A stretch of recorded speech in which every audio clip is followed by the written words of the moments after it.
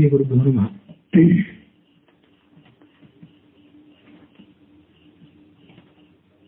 ಹರಿವಂಶದ ಪೂರ್ವಾರ್ಥದ ಹರಿವಂಶ ಪರ್ವದ 5ನೇ ಅಧ್ಯಾಯಕ್ಕೆ ಸಂಬಂಧಪಟ್ಟಂತೆ ಕುತು ಮಹಾರಾಜನ ಚರಿತ್ರೆಯನ್ನು ನಾವೀಗ ಶ್ರವಣ ಮಾಡ್ತಿದ್ದೇವೆ.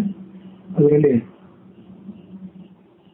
ವಿಸ್ತೃತವಾದ ಅಂಶಗಳಿಗಾಗಿ ಭಾಗವತದಲ್ಲಿ ಬಂದಂತಹ ಅಂಗ, ವೇನ, ಋತು ಚಕ್ರವರ್ತಿ ಮೊದಲಾದವರ ಚರಿತ್ರೆಗಳನ್ನು ಕೂಡ ನಾವು ನೋಡ್ತಿದ್ದೇವೆ.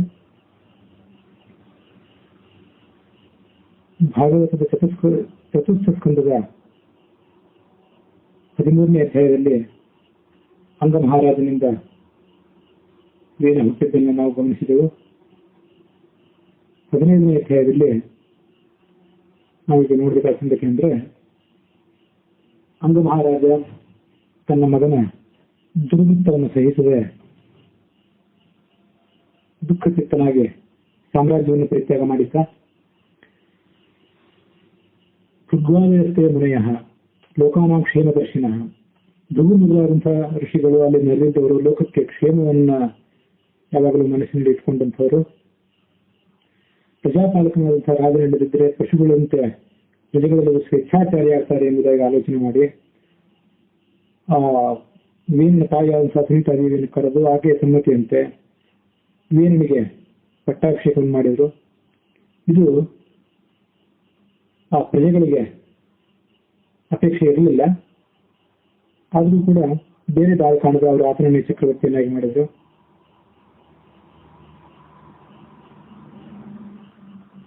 ಉಗ್ರ ಶಾಸಕನಾದಂತಹ ಕಠೋರವಾದಂತಹ ದಂಡನೆಯನ್ನು ವಿಧಿಸುವಂತಹ ವೇನ ಸಿಂಹಾಸನಾಧಿಪತಿ ಆಗಿದ್ದಾನೆ ಎನ್ನುವುದನ್ನು ತಿಳಿದ ಕೂಡಲೇ ಕಳ್ಳಕಾಕರು ಯಾವ ಕಾರಣದಿಂದ, ರಾಜನಿಲ್ಲ ಕಾರಣದಿಂದ ಅಲ್ಲಿ ಹೆಚ್ಚಿನ ಸಂಖ್ಯೆಯಲ್ಲಿ ಅಭಿವೃದ್ಧರಾಗಿದ್ರಲ್ಲ, ಅವರೆಲ್ಲರೂ ಕೂಡ ಹೆದರಿ ಹಾವುಗಳಿಗೆ ಹೆದರಿದಂತಹ ಇಲಿಗಳಂತೆ ಎಂಬುದಾಗಿ ವರ್ಣನೆ ಇದೆ, ಅಡಗಿಕೊಂಡ್ರು. ಅವರ ಉಪಟ ಕಡಿಮೆ ಆಯಿತು. ರಾಜಪೀಠದ ಅಧಿಕಾರವನ್ನು ಪಡೆದಂತಹ ವೇಣಿಗೂ ಕೂಡ, ಮೊದಲೇ ದುಷ್ಟನಾಗಿದ್ದಂತಹ ವೇಣಿಗೂ ಕೂಡ ಅಹಂಕಾರ ಮತ್ತಷ್ಟು ಹೆಚ್ಚಾಯಿತು. ಎಲ್ಲ ಲೋಕಪಾಲಕರ ಶಕ್ತಿಯನ್ನು ಪಡೆದುಕೊಂಡಿದ್ದಂತಹ ಆತ ತನ್ನನ್ನೇ ಸರ್ವಶ್ರೇಷ್ಠ ಎಂಬುದಾಗಿ ಭಾವಿಸಿದ ಮಹಾಪುರುಷರನ್ನ ಅವಮಾನಿಸಲು ಪ್ರಾರಂಭ ಮಾಡಿದ.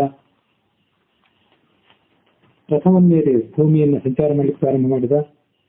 ಇನ್ನು ಮುಂದೆ ಯಾವ ಬ್ರಾಹ್ಮಣರು ಕೂಡ ಯಾವುದೇ ರೀತಿಯ ಯಜ್ಞವನ್ನಾಗಲಿ, ದಾನವನ್ನಾಗಲಿ, ಹವನವನ್ನಾಗಲಿ ಮಾಡಬಾರದು ಎಂಬುದಾಗಿ ಡಂಗುರ ಹೊರಿಸಿದ. ಎಲ್ಲಿ ಧರ್ಮ ಕರ್ಮಗಳನ್ನು ಆತ ತಡೆ ಹಿಡಿದು ನಿಲ್ಲಿಸಿಬಿಟ್ಟ.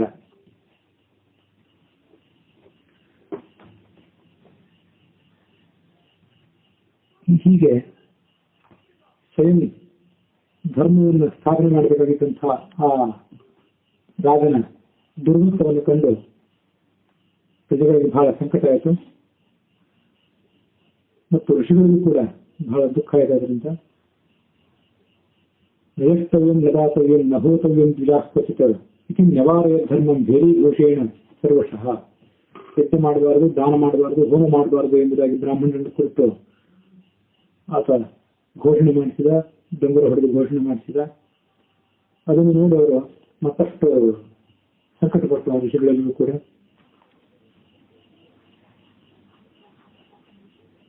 ಅಹೋ ಉಭಯತಃ ಪ್ರಾಪ್ತ ಲೋಕಸ್ಯ ವ್ಯಸನಂ ಮಹತ್ ದಾರುಂ ಉಭಯತೋ ದೀಪ್ತೆ ಇವ ತತ್ಕರ ಪಾಲಯೋ. ಎಂಥ ಅನ್ಯಾಯವಾಯಿತು!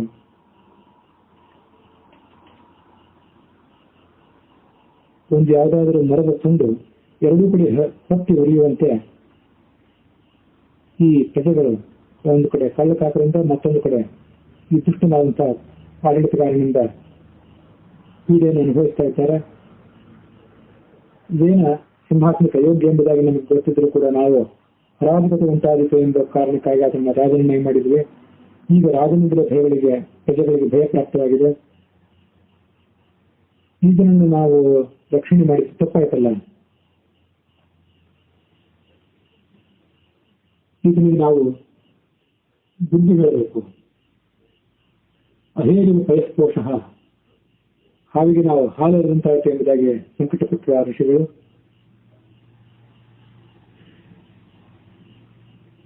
ಇದು ನಮ್ಮ ಕರ್ತವ್ಯ. ಹಾಗೆ ಮಾಡಿದರೆ ಈತ ಮಾಡಿದಂತಹ ಪಾಪಗಳು ನಮಗೆ ಅಂಟುವುದಿಲ್ಲ.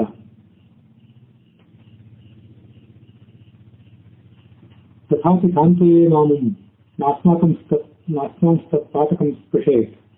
ರಾಜನಾದವನು ದುರಾಡಳಿತ ಮಾಡಿದಾಗ ಆತನನ್ನ ಜ್ಞಾನಿಗಳಾದವರು ತಡೆಯದೇ ಇದ್ದರೆ ಆ ಪಾಪಕ್ಕೆ ಅವರೇ ಭಾಗಿಗಳಾಗ್ತಾರೆ. ತಡೆದರೆ ಅವರಿಗೆ ಪುಣ್ಯ ಪ್ರಾಪ್ತಿ ಇದೆ.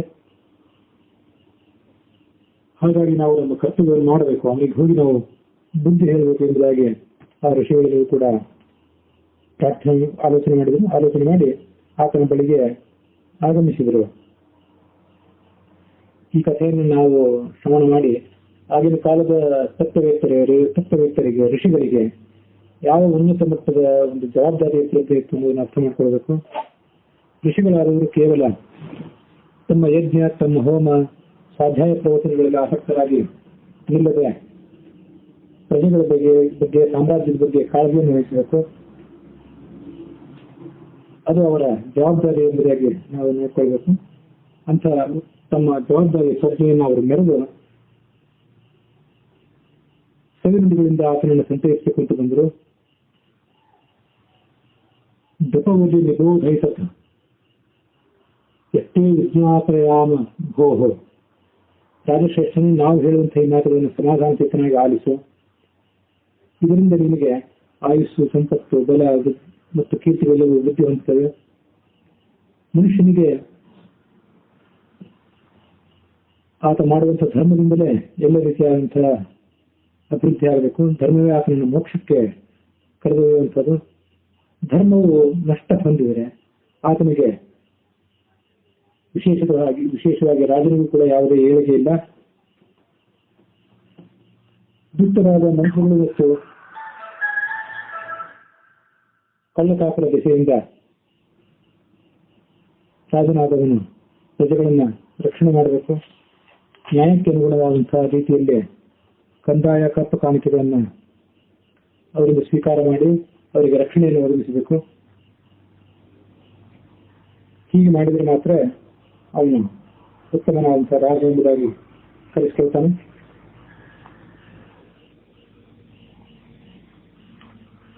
ಯಾವ ರಾಜನು ರಾಜ್ಯದಲ್ಲಿ ಅಥವಾ ನಗರದಲ್ಲಿ ಜನರು ತಮ್ಮ ಉಚಿತವಾದಂತಹ ಧರ್ಮಗಳನ್ನು ಪಾಲನೆ ಮಾಡ್ತಾ ಸ್ವಧರ್ಮದ ಮೂಲಕ ಭಗವಂತನಾದಂತಹ ಯಜ್ಞಪುರುಷನನ್ನು ಆರಾಧನೆ ಮಾಡ್ತಾರೋ ಅವರಿಗೆ, ಆ ರಾಜರಿಗೆ ಮತ್ತು ಪ್ರಜೆಗಳಿಗೆ ಭಗವಂತ ಸಂತೃಪ್ತನಾಗ್ತಾನೆ. ಹೀಗೆ ನೀನು ನಿನ್ನ ಸದ್ವರ್ತನೆಯಿಂದ, ಧಾರ್ಮಿಕವಾದಂತಹ ವರ್ತನೆಯಿಂದ ಎಲ್ಲರನ್ನೂ ಪೋಷಿಸಬೇಕು. ಯಾರಿಗೂ ಕೂಡ ನೀನು ಅಧಾರ್ಮಿಕವಾದಂತಹ ನಿನ್ನ ನಡವಳಿಕೆಯನ್ನು ನೋವು ಕೊಡುವಂಥವನಾಗಬಾರದು ಎಂಬುದಾಗಿ ಆ ಋಷಿಗಳಲ್ಲಿಯೂ ಕೂಡ ರಾಜನಾದಂತಹ ವೇನನನ್ನ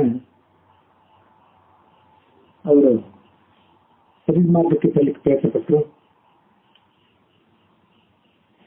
ಅವರಿಗೆ ವೇನನ ದುರಾಡಳಿತದಿಂದ ಸಂಕಟವಾಗಬೇಕಷ್ಟೇ ಅಲ್ಲದೆ ತಾವು ಒಂದು ಆ ಸಂದರ್ಭದಲ್ಲಿ ಸತ್ರಯಾಗವನ್ನು ಅವರು ಮಾಡುವವರಿದ್ರು. ತಾವು ಮಾಡುವಂತಿರುವಂತಹ ದೀರ್ಘಕಾಲದ ಆ ಸತ್ರಯಾಗಕ್ಕೆ ಅವನ ಅಧಾರ್ಮಿಕವಾದಂತಹ ನಡವಳಿಕೆಯಿಂದ ಯಾವುದೇ ತೊಂದರೆ ಬರಬಾರದು ಅನ್ನುವಂಥ ಮುನ್ನೆಚ್ಚರಿಕೆಯನ್ನು ತೆಗೆದುಕೊಂಡು ಅವರು ಆತನ ಬಳಿಗೆ ಹೋಗಿದ್ರು. ಆದರೆ ಆ ಮನುಷ್ಯರ ಮಾತಿಗೆ ಆ ದುಷ್ಟನಾದಂತಹ ವೇನ ನಕ್ಕು ಅಪಹಾಸ್ಯ ಮಾಡಿ ಅವರನ್ನ ಈ ಮುಂದಿನಂತೆ ಬೈದ.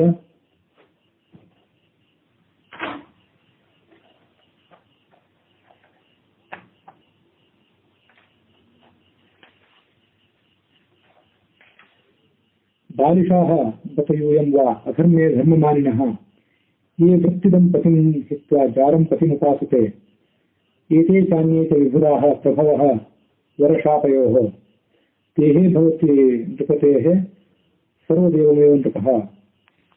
ಆ ಋಷಿಗಳನ್ನು ಆತ ನೀವೆಂತ ಮೂರ್ಖರು ಎಂಬುದಾಗಿ ನಿಂದಿಸಿದ. ಅಧರ್ಮವನ್ನೇ ಧರ್ಮ ಅಂತ ತಿಳಿದಿದ್ದೀರಿ. ವಿಚಾರಣೆಯಾದಂತಹ ಸ್ತ್ರೀಯೊಬ್ಬಳ ಪತಿಯನ್ನು ಬಿಟ್ಟು ಮತ್ತೊಬ್ಬ ಉಪಪತಿಯನ್ನು ಸೇರುವಂತೆ, ನಿಮಗೆ ಜೀವನವನ್ನು ವೃತ್ತಿಯನ್ನು ಕೊಟ್ಟಿರುವಂತಹ ನಿಜವಾದ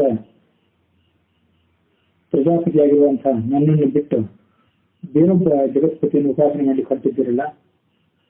ವಿಷ್ಣು, ಬ್ರಹ್ಮ, ರುದ್ರ, ಇಂದ್ರ, ವಾಯು, ಯಮ, ಪರ್ಜನ್ಯ, ಸೂರ್ಯ, ಕುಬೇರ, ಚಂದ್ರ, ಭೂಮಿ ಮೊದಲಾದಂತಹ ಎಲ್ಲ ದೇವತೆಗಳು ಆ ರಾಜನ ಶರೀರದಲ್ಲಿ ಸನ್ನಿಹಿತರಾಗಿರ್ತಾರೆ. ರಾಜನೆಂದರೆ ಸರ್ವದೇವತಾ ಸ್ವರೂಪನಾದವನು. ನೀವು ಸರಿಯಾದ ಜ್ಞಾನವನ್ನು ತಂದುಕೊಂಡು ನನ್ನಿಂದ ಯಾಗಾದ ಕರ್ಮಗಳಿಂದ ಪೂಜಿಸಿರಿ. ಎಲ್ಲ ಪೂಜೆಗಳನ್ನು ನನಗೇ ಮಾಡಿ.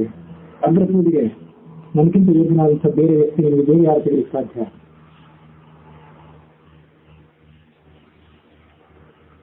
ತಸ್ಮಾನ್ ಮಾಂ ಕರ್ಮಭಿರ್ಯುಕ್ತಾಃ ಯಜಧ್ವಂ ಗತಮತ್ಸರಾಃ ಬಲಿಂಚ ಮತ್ಸ್ಯಂ ಹರತ. ನನಗೆ ಬಲಿಯನ್ನು ಕೂಡ ಕೊಡಿ.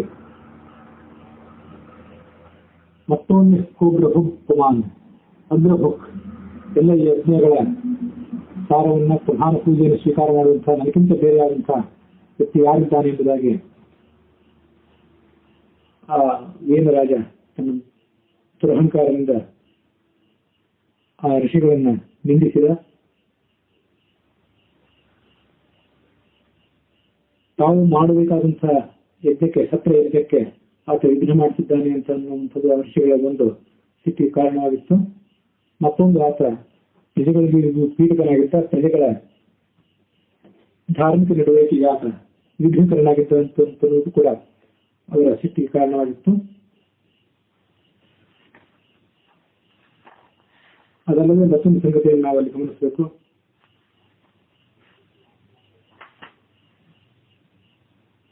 ಭವಿಷ್ಯತ್ ಪುರಾಣದ ವಚನವನ್ನು ಆಚಾರ್ಯ ಮಧ್ವರು ಭಾಗವತ ತಾತ್ಪರ್ಯ ನಿರ್ಣಯದಲ್ಲಿ ಉದಾಹರಿಸಿ, ವೇನ ತನ್ನನ್ನು ತಾನು ಬ್ರಹ್ಮ ಎಂಬುದಾಗಿ ತಿಳ್ಕೊಂಡಿದ್ದರಿಂದ, ತಾನೇ ಈಶ್ವರ ಎಂಬುದಾಗಿ ಅಹಂಕಾರ ಪಟ್ಟಿದ್ದರಿಂದ ಆ ಮಿಥ್ಯಾ ಉಪಾಸನೆಯ ಫಲವಾಗಿ ಆತ ತಮಸ್ಸಿಗೆ ಹೋದ ಎಂಬುದಾಗಿ ಭವಿಷ್ಯತ್ ಪುರಾಣದ ವಚನವನ್ನು ಉದಾಹರಿಸಿ ಆಚಾರ್ಯ ಸ್ಪಷ್ಟಪಡಿಸಿದ್ದಾರೆ. ಪ್ರಜೆಗಳ ಧಾರ್ಮಿಕ ನಡವಳಿಕೆಗೆ ಆತ ಘಾತಕನಾಗಿದ್ದಂತ ಅನ್ನೋದು ಒಂದು ವಿಷಯವಾದರೆ, ತಾನೇ ಬ್ರಹ್ಮ ಎಂಬುದಾಗಿ ಆತ ಮಿಥ್ಯೋಪಾಸನೆ ಮಾಡಿದ್ದು ಆತನ ಪತನಕ್ಕೆ ಮತ್ತೊಂದು ಕಾರಣ ಆಯಿತು ಎಂಬುದಾಗಿ ನಾವು ಆ ಭಾಗವತ ತಾತ್ಪರ್ಯ ನಿರ್ಣಯದ ಹಿನ್ನೆಲೆಯಲ್ಲಿ ಅದನ್ನು ಗಮನಿಸಬೇಕು.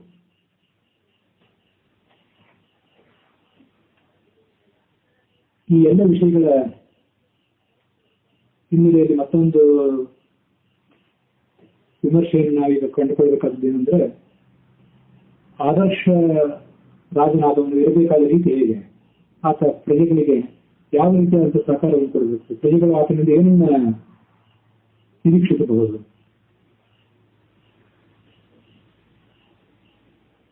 ತನ್ನ ವೈಯಕ್ತಿಕವಾದಂತಹ ನಂಬಿಕೆಗಳು ಯಾವುದೇ ಇದ್ರೂ ಕೂಡ, ಏನೇ ಧರ್ಮ ತಾನು ಅವಲಂಬಿಸಿಕೊಂಡಿದ್ರು ಕೂಡ ಪ್ರಜೆಗಳ ಮೇಲೆ ತನ್ನ ನಡವಳಿಕೆಗಳನ್ನು ಆತ ಹೇರುವಂತಿರಬಾರದು.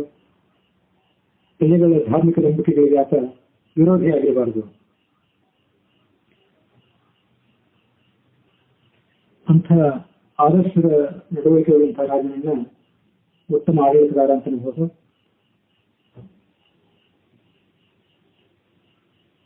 ಸನಾತನ ಧರ್ಮದ ನಂಬಿಕೆಯಂತೆ ಮತ್ತು ಸನಾತನ ಧರ್ಮದಲ್ಲಿ ಪರಂಪರೆಯಲ್ಲಿ ಬಂದಿರುವಂತಹ ವಿಚಾರಧಾರೆಯಂತೆ ರಾಜನಾದವನು ಧರ್ಮವನ್ನು ತನ್ನ ಪ್ರಜೆಗಳಿಗೆ ಶಿಕ್ಷಣ ಮಾಡಿಸಬೇಕು ಮತ್ತು ಧರ್ಮದ ನಡವಳಿಕೆ ಇಲ್ಲದಂತಹವರನ್ನ ಶಿಕ್ಷಿಸಬೇಕು ಎಂಬುದಾಗಿ ಕೂಡ ಕಂಡು ಬರ್ತದೆ. ತಾತ್ಪರ್ಯ ನಿರ್ಣಯದಲ್ಲಿ ಭೀಮಸೇನ ಇಂದ್ರಪ್ರಸ್ಥದಲ್ಲಿ ರಾಜನಾಗಿದ್ದಾಗ ಮತ್ತು ಕುರುಕ್ಷೇತ್ರದ ಯುದ್ಧದ ಬಳಿಕ ಹಸ್ತನಾವತಿಯಲ್ಲಿ ರಾಜನಾದಾಗ ಧರ್ಮವನ್ನು ಎಲ್ಲ ಕಡೆ ಶಾಸನ ಮಾಡಿಸುತ್ತಾ ಎಂಬುದಾಗಿದೆ.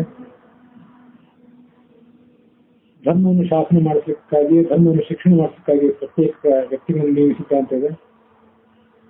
ಹೀಗೆ ಧರ್ಮವನ್ನು ಪ್ರಜೆಗಳ ಮೂಲಕ ಆಚರಣೆಗೆ ತರಬೇಕಾದದ್ದು ಕೂಡ ರಾಜನ ಒಂದು ಕರ್ತವ್ಯ. ಅದನ್ನಾತ ಮಾಡಬಹುದಾದಂಥದ್ದು ಆತನ ಪರಮೋತ್ಕೃಷ್ಟವಾದ ನಡವಳಿಕೆ, ನಾವು ನಿರೀಕ್ಷೆ ಮಾಡಬಹುದಾದಂಥ ನಡವಳಿಕೆ. ಅದು ಆತನ ಕೈಯಿಂದ ಆಗದೇ ಇದ್ರೆ ಆತ ತನ್ನ ವೈಯಕ್ತಿಕವಾದಂತಹ ಧರ್ಮಾಚರಣೆಗಳನ್ನಾಗಲಿ ಅಥವಾ ತನ್ನ ಸ್ವಭಾವಗಳನ್ನಾಗಲಿ ಪ್ರಜೆಗಳ ಮೇಲೆ ಹೇರಬಾರದು. ಪ್ರಜೆಗಳಾದವರು ಧಾರ್ಮಿಕ ಸ್ವಭಾವವುಳ್ಳವರಾಗಿದ್ದರೆ, ಯಜ್ಞಯಾಗಾದಿಗಳನ್ನ ಅವರು ನಡೆಸಬೇಕು ಅಂತ ಅಪೇಕ್ಷೆ ಪಟ್ಟಿದ್ರೆ ಅವರಿಗೆ ಆತ ವಿಘ್ನಕರನಾಗಬಾರದು. ತನ್ನ ನಾಸ್ತಿಕ ಪ್ರವೃತ್ತಿಯನ್ನು ಅವರ ಮೇಲೆ ಹೇರಬಾರದು, ತನ್ನ ಆಸ್ತಿಕ ಪ್ರವೃತ್ತಿಯನ್ನು ಕೂಡ ಅವರ ಮೇಲೆ ಹೇರಬಾರದು. ಹೀಗೆ ಮಾಡಿ, ಇಂಥದೇ ಧರ್ಮವನ್ನು ಆಚರಣೆ ಮಾಡಿ, ಇಂಥದೇ ಪಂಥವನ್ನು ನೀವು ಅನುಸರಿಸಿ ಎಂಬುದಾಗಿ ಅವರ ಮೇಲೆ ಯಾವುದೇ ರೀತಿಯಾದಂತಹ ಒತ್ತಡವನ್ನು ಕೂಡ ಹೇರಬಾರದು. ನಮ್ಮ ಭಾರತ ದೇಶದ ಪರಂಪರೆಯಲ್ಲಿ ಕಂಡು ಬಂದಂತಹ ಎಲ್ಲ ರಾಜ ಮಹಾರಾಜರು, ಎಲ್ಲ ಚಕ್ರವರ್ತಿಗಳು ಕೂಡ ಇಂಥದೊಂದು ಉದಾತ್ತ ನಡವಳಿಕೆಯನ್ನ ತಮ್ಮ ಜೀವನದಲ್ಲಿ ನಡೆಸಿಕೊಂಡು ಬಂದಿದ್ರು ಅನ್ನೋದನ್ನು ನಾವು ನೋಡ್ತೇವೆ.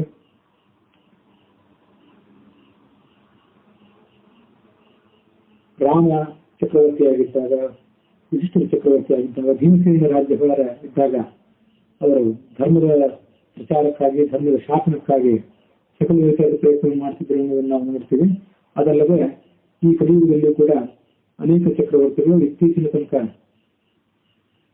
ವಿಜಯನಗರ ಸಾಮ್ರಾಜ್ಯದ ಚಕ್ರವರ್ತಿಗಳು, ಶಿವಾಜಿಯ ಮೊದಲಾದ ಚಕ್ರವರ್ತಿಗಳು ಕೂಡ ತಮ್ಮ ಸಾಮ್ರಾಜ್ಯದಲ್ಲಿ ವಿವಿಧ ರೀತಿಯಾದಂತಹ ಧರ್ಮಗಳಿಗೆ ಸಂಬಂಧಪಟ್ಟಂತವರನ್ನ ಮಂತ್ರಿಗಳನ್ನಾಗಿ, ಸೇನಾಪತಿಗಳನ್ನಾಗಿ, ಸೈನಿಕರನ್ನಾಗಿ ನೇಮಿಸಿಕೊಂಡು ಬಂದಿದೆ. ಎಲ್ಲರಿಗೂ ಕೂಡ ಅವರವರದೇ ಆದಂತಹ ಧರ್ಮಗಳನ್ನ ಅನುಸರಣೆ ಮಾಡಲಿಕ್ಕೆ ಅವರು ಅವಕಾಶ ಕೊಡ್ತಿದ್ರು. ಈ ಪ್ರಭಾವ ಸ್ವಲ್ಪ ಮಟ್ಟಿಗೆ ಮುಸಲ್ಮಾನ ಆಡಳಿತಗಾರರಲ್ಲಿ ಕೂಡ ಕಂಡು ಬರ್ತಿತ್ತು. ಅದು ತೀರಾ ಕೆಲವು ಕಡೆ ಇದ್ದಿರಬಹುದು. ಬಹುತೇಕ ಮುಸಲ್ಮಾನ ಆಡಳಿತಗಾರರು ಶೋಷಕರಾಗಿದ್ರು ಕೂಡ ಕೆಲವರು ಹಿಂದೂಸ್ಥಾನದಲ್ಲಿ ತಮ್ಮ ಸಾಮ್ರಾಜ್ಯವನ್ನು ಸ್ಥಾಪಿಸಬೇಕಾದರೆ ಹಿಂದೂಗಳ ಮನ ಗೆಲ್ಲುವುದು ಅನಿವಾರ್ಯ ಎನ್ನುವುದನ್ನ ಅರಿತುಕೊಂಡು ಆ ಹಿಂದೂಗಳ ಧಾರ್ಮಿಕ ಸ್ವಾತಂತ್ರ್ಯಕ್ಕೆ ಬೆಲೆ ಕೊಟ್ಟು ಅವರ ಧಾರ್ಮಿಕ ನಡವಳಿಕೆಗಳಿಗೆ ಅವರು ಅನುಕೂಲ ಮಾಡಿಕೊಟ್ಟಿದ್ದು ಅನ್ನೋದು ಕೂಡ ನಾವು ನೋಡ್ತೀವಿ. ಇದು ನಮ್ಮ ಭಾರತ ದೇಶದಲ್ಲಿ ಆಗಿ ಹೋದಂತ ರಾಜರಲ್ಲಿ ಕಂಡುಬರುವಂತಹ ಒಂದು ಅಪರೂಪದ ನಡವಳಿಕೆ. ಹಾಗೆ ವೇನ ಸ್ವತಃ ತಾನು ದುಷ್ಟ ಒಂದು ವೇಳೆ ಆಗಿದ್ರೂ ಕೂಡ ತಾನು ತನ್ನ ಪ್ರಜೆಗಳ ಮೇಲೆ ತನ್ನ ನಾಸ್ತಿಕ ನಡವಳಿಕೆಯನ್ನ ಹೇರಿ ಅವರನ್ನ ಬಾಧೆಗೆ ಒಳಪಡಿಸಬಾರ್ದಿತ್ತು ಆತ. ಆದರೆ ಅದನ್ನು ಮಾಡಲಿಲ್ಲ. ತಾನೇ ಬ್ರಹ್ಮ ಎಂಬುದಾಗಿ ಭಾವಿಸಿ ನನ್ನ ಕುರಿತೇ ನೀವು ಯಜ್ಞ ಮಾಡಿ, ನನ್ನನ್ನು ಕುರಿತೇ ದಾನ ಮಾಡಿ, ನನ್ನ ಕುರಿತೇ ಬಲಿ ಕೊಡಿ ಎಂಬುದಾಗಿ ಆತ ಘೋಷಣೆ ಹೊರಡಿಸಿದ. ಚಿಕ್ಕವನಿದ್ದಾಗ ಆತ ದುಷ್ಟವಂತೂ ಆಗಿಯೇ ಇದ್ದ. ಎಲ್ಲರಿಗೂ ಚಿಕ್ಕ ಚಿಕ್ಕ ಮಕ್ಕಳಿಗೆಲ್ಲರೂ ಕೂಡ ಹಿಂಸೆ ಕೊಡ್ತಿದ್ದ ಅನ್ನೋದು ನಾವು ಹಿಂದಿನ ಕಥಾಂತದಲ್ಲಿ ನೋಡಿದ್ದೆವು. ಈ ಎಲ್ಲ ಕಥೆಗಳಿಗೆ, ಈ ಎಲ್ಲ ನಡವಳಿಕೆಗಳಿಗೆ ನಾನು ಹಿಂದೆ ಹೇಳಿದಂತೆ ಆತನ ತಾಯಿಯ ತಂದೆಯಾದಂತಹ ಅಧರ್ಮ ಎಂಬ ಅಸುರನ ಹಿನ್ನೆಲೆಯ ಕಾರಣ ಆಗಿತ್ತು. ಆತನಿಂದ ಇವನಿಗೆ ದೊರೆತಿರುವಂತಹ ಸಂಸ್ಕಾರ ಏನಿತ್ತು ಅದು ಇವರನ್ನ ಹಾಳುಗೆಡವಿತ್ತು. ಸ ಬಾಲೇವ ಪುರುಷಃ ಮಾತಾಮಹವನೋವೃತಃ ಅಧರ್ಮಾಂಶೋ ಭವನ್ ಮೃತ್ಯುಂ. ಅಧರ್ಮದ ಅಂಶದಿಂದ ಹುಟ್ಟಿರುವಂತಹ ಮೃತ್ಯು ಎಂಬ ಅಸುರನನ್ನ ಆತ ಯಮಧರ್ಮನ ಸಹೋದರ ಅಂತ ನಾವು ಭಾವಿಸಬಾರ್ದು. ಯಮಧರ್ಮ ಅಂತಾಗಿ ಯಮಧರ್ಮನ ಸಹೋದರ ಎಂಬುದಾಗಿ ನಾವು ಭಾವಿಸಬಾರ್ದು. ಅಂತ ಅಧರ್ಮ ವಂಶದಿಂದ ಹುಟ್ಟಿದಂತಹ ಮೃತ್ಯು ಎಂಬ ರಾಕ್ಷಸನನ್ನ ಆತ ಅನುಸರಿಸಿದ್ದ. ಹಾಗಾಗಿ ಬಾಲ್ಯದಲ್ಲಿ ಆತ ದುಷ್ಟನಾಗಿದ್ದ, ಜನಪೀಡಿತನಾಗಿದ್ದ.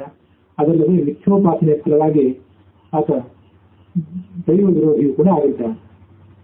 ಅಂಥ ವೇದ ಚಕ್ರವರ್ತಿಯನ್ನು ಶಿಕ್ಷಿಸುವುದು ಆ ಋಷಿಗಳ ಕರ್ತವ್ಯ ಎಂಬುದಾಗಿ ಅವರು ಭಾವಿಸಿದ್ರು. ವಿಷ್ಣು ಪುರಾಣದಲ್ಲಿ ಆ ವೇದನ ತಾಯಿಯಾದ ಸುನೀತಾಳ ತಂದೆಯನ್ನ ಯಮ ಎಂಬುದಾಗಿ ಹೇಳ್ತಾರೆ. 1ನೇ ಅಂಶ 13ನೇ ಅಧ್ಯಾಯದಲ್ಲಿ. ವಾಮನ ಪುರಾಣದಲ್ಲಿ 47ನೇ ಅಧ್ಯಾಯದಲ್ಲಿ ಆತ ಮೃತ್ಯು ಅಥವಾ ಕಾಲ ಅವಳ ಮಗನಾದಂಥ ಈ ಸುನೀತಾ ಎಂಬಾಕೆಯ ಮಗ ಎಂಬುದಾಗಿ ವರ್ಣನೆ ಇದೆ.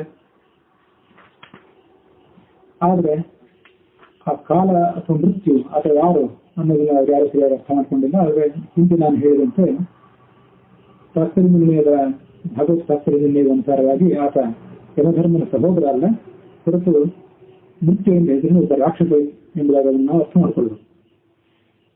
ಪದ್ಮಪುರಾಣದಲ್ಲಿ ಒಂದು ಪ್ರತ್ಯೇಕವಾದಂತಹ ಕಥೆಯೇ ಇದೆ. ವೇನ ಯಾವ ನಡವಳಿಕೆಯಿಂದಾಗಿ, ಯಾವ ಕಾರಣದಿಂದಾಗಿ ದುಷ್ಟ ಆದ ಎಂಬುದಕ್ಕೆ. ವೇನ ತಾಯಿಯಾದಂತಹ ಸುನೀತಾ ಚಿಕ್ಕವಳಾಗಿದ್ದಾಗ ಒಮ್ಮೆ ಆಕೆ ಕಾಡಿಗೆ ಹೋಗಿದ್ದು. ತನ್ನ ಚಟುವಟಿಕೆಗಳಿಂದ ಆಕೆ ತನ್ನ ಸುತ್ತಮುತ್ತಲಿದ್ದಂತಹ ಜನಗಳಿಗೆ ಅನೇಕ ಬಾರಿ ಮನಸ್ಸನ್ನು ನೋಯಿಸಿದ್ರು. ಕಾಡಿಗೆ ಹೋದಾಗ ಅಲ್ಲೊಬ್ಬ ಸುಂದರನಾದಂತಹ ತಪಸ್ವಿಯನ್ನು ನೋಡಿದ್ದು. ಅವನ ಹೆಸರು ಸುಶಾಂಕ ಎಂಬುದಾಗಿ. ಗೀತ ಕೋಲಾಹಲ ಇರ್ತಕ್ಕಂಥ ಗಂಧರ್ವನ ಮಗ ಆತ. ಸರಸ್ವತಿಯನ್ನು ಕುರಿತು ಸಂಗೀತ ವಿದ್ಯಾಭ್ಯಾಸವನ್ನು ಪಡೆದುಕೊಳ್ಳೋದಕ್ಕಾಗಿ ಆತ ತಪಸ್ಸು ನಡೆಸಿದ್ದ. ಈಕೆ ಹೋಗಿ ಆತನಿಗೆ ಕಿರುಕುಳ ಕೊಟ್ಟರು. ಆ ಕಿರುಕುಳವನ್ನು ಆತ ಸುದೀರ್ಘ ಕಾಲ ತನಕ ಕೇಳಿಸಿಕೊಂಡ. ಕೊನೆಗೊಮ್ಮೆ ಆಕೆಯ ಕಿರುಕುಳ ದೈವಿಕ ಕಿರುಕುಳದ ಮಟ್ಟಕ್ಕೆ ತಲುಪಿದಾಗ ಆತ ಸಿಟ್ಟು ಮಾಡಿಕೊಂಡು ನೀನು ನಾಳೆ ಪತ್ನಿಯಾಗಿ ಮಗನನ್ನ ಹೆತ್ತಾಗ ಆ ಮಗ ಎಲ್ಲ ದೇವತೆಗಳಿಗೆ, ಬ್ರಾಹ್ಮಣರಿಗೆ ಮತ್ತು ಗಂಧರ್ವರಿಗೆ ದ್ರೋಹಿ ಆಗ್ತಾನೆ ಎಂಬುದಾಗಿ ಆಕೆ ಶಾಪ ಕೊಟ್ಟು ಆತ ತನ್ನ ತಪಸ್ಸನ್ನು ಮುಂದುವರಿಸಿದ ಎಂಬುದಾಗಿ ನಾವು ಪದ್ಮ ಪುರಾಣದಲ್ಲಿ ಕಥೆಯನ್ನು ನೋಡ್ತೀವಿ. ಅಂತೂ ಹೀಗೆ ವಿವಿಧ ಕಾರಣಗಳಿಂದ ಆ ಸುನೀತಾಳಿಗೆ ಜನಿಸುವಂತಹ ವೇನ ದುಷ್ಟನಾಗಿದ್ದ ಅನ್ನೋದನ್ನು ನಾವು ನೋಡ್ಕೊಳ್ಬೇಕು.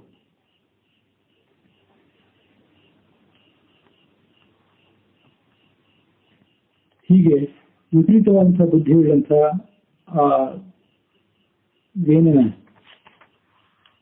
ದುರ್ವರ್ತನೆಯನ್ನು ಕಂಡು ಆ ಋಷಿಗಳಿಗೆ ಬಹಳ ಸಿಟ್ಟುವಂತು. ಸ್ವಭಾವದಿಂದ ಕಟುಕನಾಗಿರ್ತಕ್ಕಂಥ ಈ ದುಷ್ಟನನ್ನು ನಾವು ಸಾಯಿಸಿ ಬಿಡಬೇಕು. ಇಲ್ಲದೇ ಇದ್ದರೆ ಈತ ಹೀಗೆ ಬದುಕಿದ್ದರೆ ಜಗತ್ತನ್ನೇ ಸುಟ್ಟು ಬೂದಿ ಮಾಡಿಬಿಡ್ತಾನೆ. ಸಾಕ್ಷಾತ್ ಮಹಾವಿಷ್ಣುವನ್ನೇ ಈತ ನಿಂದನೆ ಮಾಡ್ತಿದ್ದಾನೆ. ಹಾಗಾಗಿ ಇವನನ್ನು ನಾವು ಕೊಂದು ಬಿಡಬೇಕು ಎಂದಾಗ ಅವರು ನಿಶ್ಚಯಿಸಿದರು.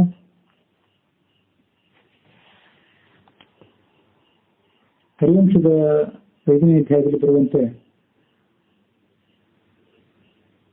ದೇವತೆಗಳ ಪ್ರೀತ್ಯರ್ಥವಾಗಿ ಯಜ್ಞಯಾಗಾದಿಗಳು ನಡೀತಿರಲಿಲ್ಲ. ಅಧರ್ಮ ಕಾರ್ಯಗಳಲ್ಲಿ ಅವನು ನಿರತನಾಗಿರ್ತಿದ್ದ. ಅಧ್ಯಯನ ಅಧ್ಯಾಪನಗಳಿರಲಿಲ್ಲ, ವಷತ್ಕಾರಗಳಿರಲಿಲ್ಲ, ಯಜ್ಞಗಳೇ ನಡೀತಿಲ್ಲ ಅಂದಮೇಲೆ ಸೋಮಪಾನ ಇರಲಿಲ್ಲ. ಅದೇನು ವಿನಾಶಕಾಲ ಸನ್ನಿಹಿತವಾಗಿತ್ತು.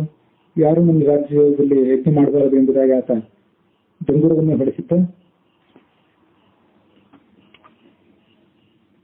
ಅದನ್ನು ನೋಡಿ ಮರೀಚಿ ಮೊದಲಾದಂತಹ ಋಷಿಗಳಿಗೆ ಬಹಳ ಸಂಕಟವಾಯಿತು. ವಯಂ ದೀಕ್ಷಾಂ ಪ್ರವೇಕ್ಷಾಮಃ ಸಂವತ್ಸರ ಗಣಾನ್ ಬಹೂನ್ ಅಧರ್ಮಂ ಕುರುಮಾವೇನ ಮೇಷಧರ್ಮ ಸನಾತನಃ. ಅನೇಕ ವರ್ಷಗಳ ಕಾಲ ನಾವು ದೀಕ್ಷಾಬದ್ಧರಾಗಿರುತ್ತೇವೆ. ಹಾಗಾಗಿ ನೀವು ಅಧರ್ಮದ ಕಾರ್ಯವನ್ನು ಮಾಡಬೇಡ, ಸನಾತನ ಧರ್ಮಕ್ಕೆ ವಿರುದ್ಧ ಎಂಬುದಾಗಿ ಅವರು ಆತನಿಗೆ ಎಚ್ಚರಿಕೆ ಹೇಳಿದರು. ನೀನು ಪ್ರಜೆಗಳಿಂದ ಧರ್ಮದಿಂದ ಪಾಲನೆ ಮಾಡ್ತೇನೆ ಎಂಬುದಾಗಿ ಪ್ರತಿಜ್ಞೆಯನ್ನು ಸ್ವೀಕಾರ ಮಾಡಿದ್ದೆ. ನಿನ್ನ ಪ್ರತಿಜ್ಞಾ ವಿಧಿಗೆ ಅನುಸಾರವಾಗಿ ಬದುಕಬೇಕಾದದ್ದು ನಿನ್ನ ಕರ್ತವ್ಯ. ಹೀಗೆ ಅಸಾಧುವಾದಂತಹ ನಡವಳಿಕೆಯನ್ನು ತೋರಬೇಡ ಎಂಬುದಾಗಿ ಅವರು ಆತನ ಕರ್ತವ್ಯವನ್ನು ಕುರಿತು ತಿಳಿಸಿದರು. ನನ್ನನ್ನು ಬಿಟ್ಟು ಧರ್ಮವನ್ನು ಬೇರೆ ಯಾರು ಸೃಷ್ಟಿ ಮಾಡ್ತಾರೆ? ಸೃಷ್ಟ ಧರ್ಮಸ್ಯ ಕಶ್ಚಾನ್ಯ ಶ್ರೋತವ್ಯಂ ಕಶ್ಯ ವೈನಯ. ನಾನು ಬೇರೆ ಯಾರ ಮಾತನ್ನು ಕೇಳಬೇಕಾಗಿದೆ? ವೇದಾಧ್ಯಯನ, ಪರಾಕ್ರಮ, ತಪಸ್ಸು, ಸತ್ಯ ಇವುಗಳಲ್ಲಿ ನನಗೆ ಸಮಾನರಾದವರು ಭೂಲೋಕದಲ್ಲಿ ಯಾರಿದ್ದಾರೆ? ನಾನು ಸಕಲ ಧರ್ಮಗಳಿಗೂ ಸಕಲ ಭೂತಗಳಿಗೂ ನಾನೇ ಆದಿ ಕಾರಣನಾಗಿದ್ದೇನೆ. ನೀವು ಮೂರ್ಖರಾಗಿ ನನ್ನನ್ನು ತಿಳಿದುಕೊಂಡಿಲ್ಲ. ನಾನೇನಾದರೂ ಇಚ್ಛೆ ಪಟ್ಟರೆ, ಮನಸ್ಸು ಮಾಡಿದರೆ ಈ ಭೂಮಂಡಲವನ್ನೇ ಸುಟ್ಟು ಹಾಕಿ ಬಿಡಬಲ್ಲೆ, ಭೂಮಂಡಲವನ್ನೇ ತೇಲಿಸಿ ಬಿಡಬಲ್ಲೆ. ಪ್ಲಾವಯೇಯಂ ಮಹೀಮಿಮಾಂ.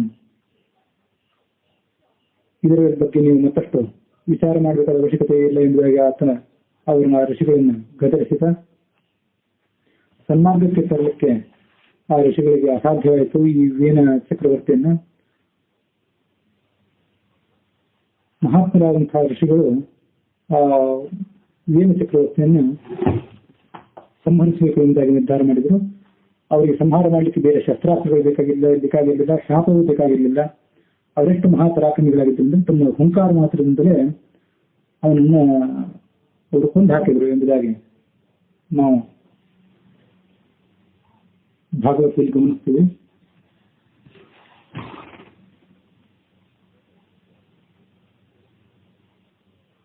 ಹನ್ಯತಾಮೇಷು ಪಾಪಃ ಪ್ರಕೃತ್ಯ ಪ್ರಿಯದಾರುಣಃ ಜೀವನ್ ಜಗದಸಾವಾಸು ಕುರುತೆ ಭಸ್ಮಸ ಧ್ರುವಂ.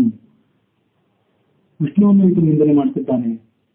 ಯೋಧಿ ಅಗ್ನಿಪತಿ ವಿಷ್ಣು ವಿನಿಂದ ಜನಪತ್ರಪಃ ಇತ್ತಂ ದೋಷಿತಾ ಹಂತು ವಿಷಯ ರೂಢಮನ್ಯ ನಿಜಭೂತ ಹುಂಕೃತ ಇರುವೇನಂ. ಕೇವಲ ತಮ್ಮ ಹುಂಕಾರ ಮಾತ್ರದಿಂದ ಅವನನ್ನು ಅವರು ಸುಟ್ಟು ಹಾಕಿದರು ಎಂಬುದಾಗಿ ಭಾಗವತದ ಚತುರ್ಥ ಸ್ಕಂದದ 14ನೇ ಅಧ್ಯಾಯ ತಿಳಿಸುತ್ತದೆ. ಅಲ್ಲಿಗೆ ದುಷ್ಟನಾದಂಥ ಅನುಗತ ಚಕ್ರವರ್ತಿಯ ಮಗನಾದಂಥ ವೇನ ತನ್ನ ಅವಸಾನ ಕಂಡದ್ದು ಅನ್ನೋದ್ರಲ್ಲಿಗೆ ಇವತ್ತಿನ ಕಥಾನಕ ಮುಕ್ತಾಯವಾಗಿದೆ. ಅದಕ್ಕಿಂತ ಮೊದಲು ನಾವು ಗಮನಿಸಬೇಕಾದಂತಹ ಸಂಗತಿ ಏನೆಂದರೆ,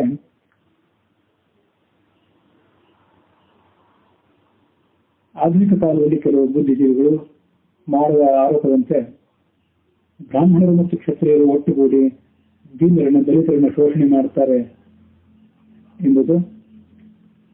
ಕೆಲವು ಮಟ್ಟಿಗೆ ಆಧುನಿಕ ಕಾಲದ ಚಕ್ರವರ್ತಿ, ಆಧುನಿಕ ಕಾಲದ ಆಡಳಿತಗಾರರಲ್ಲಿ ಮತ್ತು ಬ್ರಾಹ್ಮಣರಲ್ಲಿ ಸತ್ಯವೂ ಇದ್ದಿರಬಹುದು. ಆದರೆ ಇಲ್ಲಿ ನಾವು ನೋಡುವಂಥ ಋಷಿಗಳು, ಆ ಜ್ಞಾನಿಗಳು, ಅವರು ಯಾವ ಮಟ್ಟದವರಾಗಿದ್ದು, ಪ್ರಜೆಗಳ ಬಗ್ಗೆ ಅವರಿಗೆ ಎಷ್ಟು ಆಳವಾದ ಕಾಳಜಿ ಇತ್ತು, ಮತ್ತು ದುಷ್ಟನಾದಂತಹ ಆಡಳಿತಗಾರನಾದಂತಹ ವೇಣಿನ ಜೊತೆಗೆ ಅವರು ಶಾಮೀಲಾಗದೆ ಆತನ ದುರ್ವೃತ್ತಗಳಿಗೆ ತಮ್ಮ ಸಮರ್ಥನೆಯನ್ನು ಕೊಡದೆ ಅವನನ್ನು ಸಂಹಾರ ಮಾಡಿದ್ರು. ಸಂಹಾರ ಮಾಡುವ ಮೂಲಕ ತಮ್ಮ ಜವಾಬ್ದಾರಿಯನ್ನ ಅವರು ಮೇರೆದರು. ಅದಷ್ಟೇ ಅಲ್ಲದೆ ಮುಂದೆ ಕುಸು ಚಕ್ರವರ್ತಿಯನ್ನ ಹುಟ್ಟಿಸಿ ರಾಜ್ಯಕ್ಕೆ ಒಬ್ಬ ಉತ್ತಮ ಆಡಳಿತಗಾರರನ್ನು ಕೂಡ ಅವರು ನೇಮಿಸಿದರು ಅನ್ನೋದನ್ನು ನಾವು ಮುಂದೆ ನೋಡುವರಿದ್ದೇವೆ. ಹೀಗೆ ಬ್ರಾಹ್ಮಣರಾದವರು, ಜ್ಞಾನಿಗಳಾದವರು ಸಕಾಲಕ್ಕೆ ದುರಾಡಳಿತಗಾರರನ್ನ ಎಚ್ಚರಿಸಬೇಕು, ಅದರ ಜೊತೆಗೆ ಶಾಮೀಲಾಗಬಾರದು. ಆ ಮೂಲಕ ತಮ್ಮ ಪ್ರಜ್ಞೆಯನ್ನು ಮೆರೆದು ಲೋಕದ ಕಲ್ಯಾಣಕ್ಕೆ ಕಾರಣವಾಗಬೇಕು ಅನ್ನೋದನ್ನು ನಾವು ಋಷಿಗಳು ವೇಣನನ್ನು ಸಂಹರಿಸಿದಂತಹ ಈ ಕಥೆಯಿಂದ ಅರ್ಥೈಸಿಕೊಳ್ಳಬೇಕು.